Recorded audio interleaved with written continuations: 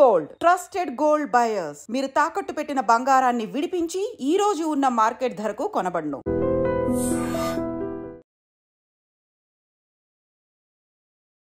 Visakha PM Palem police station పరిధిలో ఒక నిండు గర్భిణి తన భర్త చేతిలోనే ప్రాణాలు పోగొట్టుకుంది.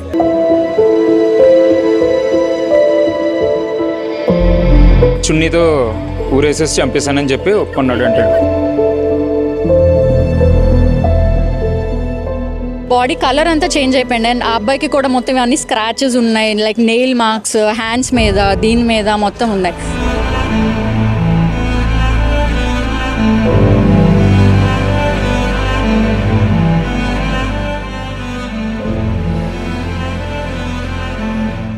ఒక 5 months బ్యాక్ ఇప్పుడు మా పేరెంట్స్ వాళ్ళు తెలిస్తే చంపేస్తారు, ఇంకా నన్ను బతకనివ్వరు నిన్ను బతకనివ్వరు, ఎందుకు మన జీవితం ఇలాగా, ఎందుకు మ్యూచువల్గా ఎవరి మట్టుకు వాళ్ళు వెళ్ళిపోదాము అన్నట్టు చెప్పాడంట. అప్పుడు కూడా ఈ అమ్మాయి వాళ్ళ విషయం వాళ్ళ పేరెంట్స్ వాళ్ళ ఫ్యామిలీ మెంబర్స్ చెప్పిన తర్వాత దానికి కూడా ఈ అమ్మాయి యాక్సెప్ట్ చేయలేదు. తర్వాత ఇలాగా ఫుల్గా ప్రెగ్నెన్సీ అడ్వాన్స్గా వచ్చింది 9th day. యాక్చువల్గా నిన్న 13వ తారీఖున రెయిన్బో హాస్పిటల్లో డాక్టర్ సుధా అనే ఆమె దగ్గర ట్రీట్మెంట్ అంట, టెస్ట్లు కూడా వెళ్తున్నారు, అడ్మిషన్ అవ్వాలి. కానీ నిన్న సండే అని అవ్వలేదని చెప్పి ఆ అమ్మాయి వాళ్ళు చెప్పిందంట. కానీ ఈయన ఇంటెన్షనల్గానే జాయిన్ అవ్వకుండా చేశాడు. ఎందుకంటే వన్స్ డెలివరీ అయితే తర్వాత ఈ అమ్మాయికి ఇంకా విడిచిపెట్టదు, ఇంకా వీనితోటే ఇంకా ఫుల్గా ఉంటుందనే అపోహతోటి ఆ అభిప్రాయంతో ఆయన చంపి ఉండొచ్చు అని చెప్పి వాళ్ళ సిస్టరు వాళ్ళందరూ చెప్తున్నారు. అది ఇంకా దర్యాప్తులో మాకు తేలాల్సి ఉన్నది అనమాట. ఇదే క్రమంలో మన ఒక 5 days బ్యాక్ కూడా ఫలూదా అని చెప్పి ఒక డ్రింక్ ఏదో అమ్మాయికి ఇచ్చాడంట ఇక్కడ షాప్ నుంచి.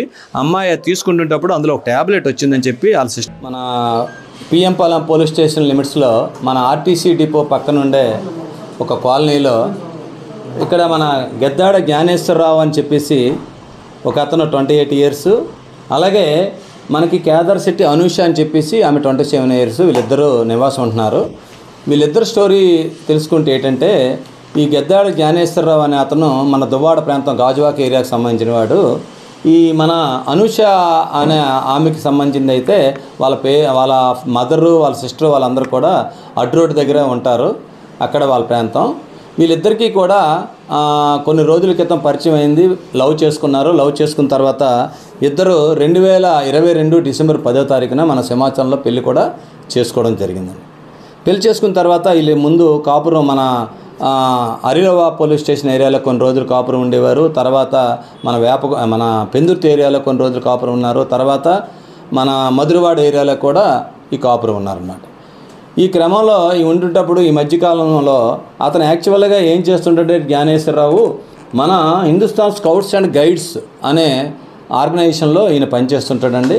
వాళ్ళకందరికీ కూడా ఈయన దగ్గర కొంతమంది టీం ఉన్నారు. ఈ టీంతో పాటు ఈ స్కూల్స్లో ట్రైనింగ్ అది ఇవ్వడం, అది చేయడం, స్కౌట్స్ని తయారు చేయడం అది చేస్తుంటాడు. ఈ విధంగా లైఫ్ లీడ్ చేస్తున్నాడు. ఈ విధంగా అమ్మాయితోటి ఈ విధంగా లవ్ చేసుకొని పెళ్లి చేసుకొని కాపురం ఉంటున్నాడు అన్నమాట. ఈ విధంగా ఉండేటప్పుడు అమ్మాయికి ప్రెగ్నెన్సీ వచ్చింది. అమ్మాయికి ప్రెగ్నెన్సీ అవుతుంటప్పుడు ఈ మధ్యకాలంలో ఈ అమ్మాయి తాలూకా సిస్టర్ వాళ్ళ ఫ్యామిలీ మెంబర్ చెప్పడం ఏంటంటే, ఆయన వదిలించుకోవాలని చెప్పి కొన్ని రోజుల నుంచి ప్రయత్నం చేస్తున్నాడండి. ఆ మధ్యకాలంలో తనకి ఏదో క్యాన్సర్ వచ్చింది, కొన్ని రోజుల్లో చనిపోతాడని డాక్టర్ చెప్పాడు, అనవసరం నీ జీవితం పోద్ది, నువ్వు మీ పేరెంట్స్ దగ్గరికి వెళ్ళిపో, నన్ను విడిచిపెట్టి అన్నట్టు అన్నాడంటే ఈ అమ్మాయి ఒప్పుకోలేదంట. వాళ్ళ సిస్టర్ వాళ్ళకి ఫోన్ చేసి చెప్పిందట. ఫోన్ చేసి చెప్పి ఎలాగైనా ఉంటే జీవితం నీతోటే ఉంటానా, అటువంటిది ఎప్పుడు జరగదని చెప్పి ఒక 1 year ముందు జరిగిందట.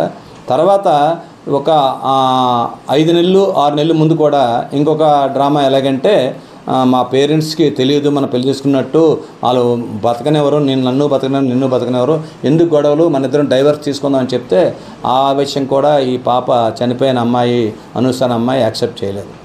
ఇలాగ క్రమంలో ఉన్నప్పుడు అమ్మాయి ప్రెగ్నెన్సీ వచ్చింది. ఇప్పుడు 9th month. యాక్చువల్గా నిన్న మన రెయిన్బో హాస్పిటల్లో అడ్మిట్ అవ్వాలి.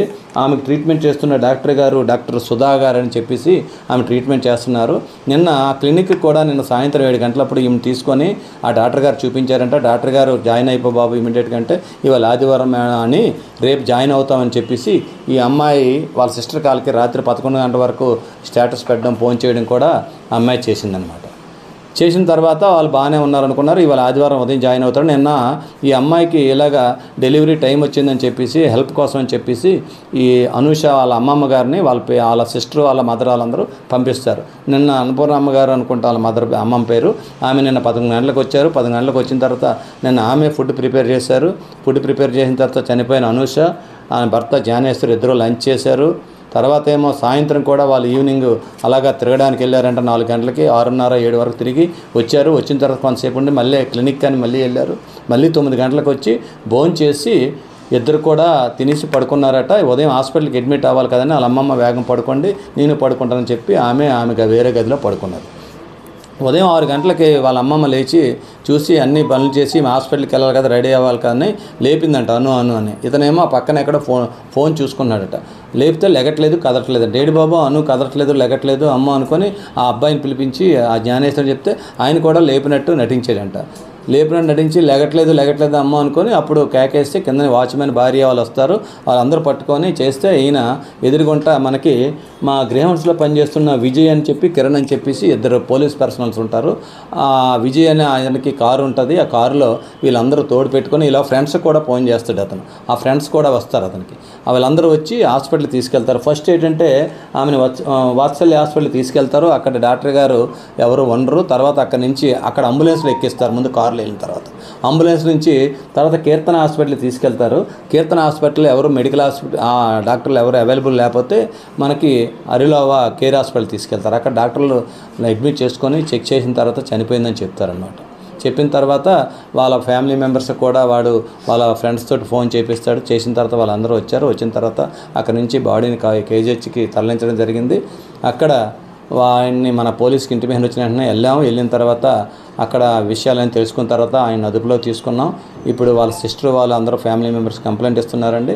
దీన్ని హత్యానేరం కింద నమోదు చేసి దర్యాప్తు చేస్తున్నాం. చట్టపరంగా వాడిని కఠినంగా శిక్షించడానికి అన్ని విధాల దర్యాప్తు. ఈ అమ్మాయి పెళ్ళి 7 yearsలో కాబట్టి మన ఎగ్జిక్యూటివ్ మేజిస్ట్రేట్ గారితో కూడా దీన్ని పంచనామా చేయించడం కూడా జరుగుతుందండి. జ్ఞానేశ్వర్ చెప్పడము మాకు తెలుస్తున్నది ఏంటంటే అమ్మాయి ఎవరితోటో నువ్వు మాట్లాడుతున్నావు, ఎవరితోటో ఉంటున్నావు అని చెప్పి నన్ను కంటిన్యూగా టార్చర్ పెడుతుందండి. అది తట్టుకోలేక నేను ఈ విధంగా చేయవలసి వచ్చిందన్నట్టు ఆయన అంటున్నాడు. ఇంకా పూర్తిగా ఇంట్రాగేషన్లో మాకు ఫ్యాక్ట్స్ అనేవన్నీ బయటపడతాయి. ప్రస్తుతానికైతే ఆయన థ్రోట్లింగ్ అనమాట. ఆయన చేతితోటి మెడపెట్టి అమ్మాయి 9th month అండి, అడ్వాన్స్ ఈరోజు డెలివరీ అవ్వాలి. ఈ సిచ్యువేషన్లో ఆమె ఇంకా పెనుగులాటకి ఎక్కువ సౌత్ చేయడానికి ఎక్కువ ఆస్కారం లేదని మాకు అనిపిస్తుంది. వాళ్ళు కూడా అదే చెప్తున్నారు. ఆ అబ్బాయి కూడా అనడం ఏంటంటే ఆమె 9th month ఉండడం వల్ల ఇంకా రెసిస్ట్ చేయలేకపోయింది సార్, నేను ఇంకా చేసేసాను అన్నట్టు అంటున్నాడు. కానీ ఇంకా ఫర్దర్ ఇంట్రాగేషన్లో డీటెయిల్స్ అన్నీ తెలిస్తే ప్రజెంట్ ఇప్పటి వరకు తెలిసిన విషయాలు అయితే ఇవ్వండి. అబ్బాయి కుటుంబంలోనే తెలియదు. అమ్మాయి తాలూకా సిస్టర్ కానీ వాళ్ళ సిస్టర్ హస్బెండ్ వాళ్ళందరూ కూడా పెళ్లికి అటెండ్ అయ్యారు. సింహాచలంలో 2022లో మ్యారేజ్కి వీళ్ళు అటెండ్ అయ్యారు. కానీ వాళ్ళు చెప్పిన ప్రకారంగా అయితే ఇప్పుడు మాకు తెలుస్తుంది ఏంటంటే అబ్బాయి పేరెంట్స్కి ఈ విషయంలో తెలియకుండా మెయింటైన్ చేస్తున్నారని తెలుస్తుంది. ఇంకా ఫర్దర్ ఇన్వెస్టిగేషన్లో ఇంకేమైనా ఉంటే డీటెయిల్స్ తెలుస్తుంది. రావే నాకు పురుడు పోయడానికి అన్ని అన్నారు, నువ్వు ఉండిపోవచ్చు కాదు ఇక్కడ అన్నది.